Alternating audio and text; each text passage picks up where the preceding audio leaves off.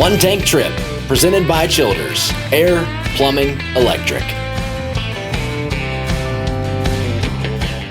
For this week's One Tank Trip, we went up a stairway to almost heaven through the Mountain State's unique fire lookout towers. Standing tall and proud, the towers that are left are enveloped in a rich history and even better views.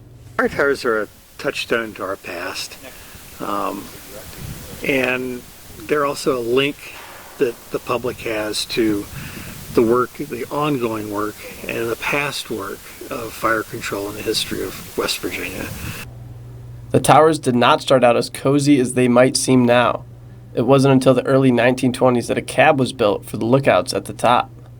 But cab or no cab, after getting to the top, the firemen had one purpose, and that was fulfilled statewide. These fire towers were put there to protect against these conflagrations that were really causing problems in West Virginia. And not only here on the Monongahela National Forest, which was established in 1920, but before that on some of the state and private lands.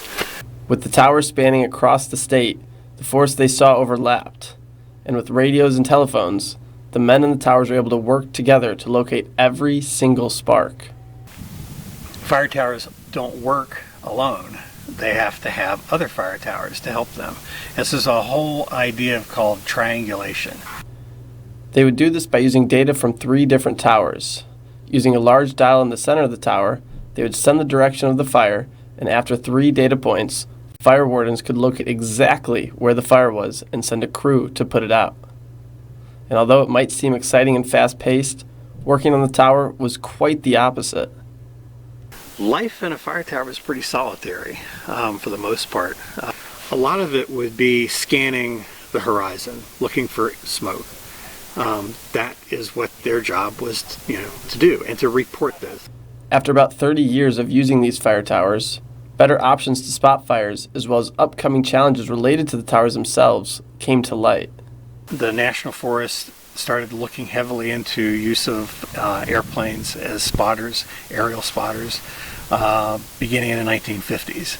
Also, the other reason is, well, we protected these forests, they grew up. And so a lot of the fire towers that were built, their view shed became blocked by the trees we were protecting. Even though we may not use the towers to keep our forests from burning anymore, keeping them upright and safe is more important than ever. Well, the reason to keep these fire towers is for public enjoyment, but also is to tell the history behind what these men did that were manning these towers, and the effort that they did to transform the forest to what we have today. Aside from the history, being on top of these towers is an experience in of itself, and one you won't forget anytime soon. In any of the towers, once you get up into them, the view is just tremendous. What you see is, West Virginia. It's beautiful. Whether you want to learn about West Virginia's history or just want to check out the Mountain State from a different perspective, get that tank of gas and head to your nearest fire tower. From the Monongahela National Forest, with multimedia specialist and assistant news director MICAH LEITH, I'm senior photojournalist Danny DELANTY for Newswatch. One Tank Trip, presented by Childers, Air, Plumbing, Electric.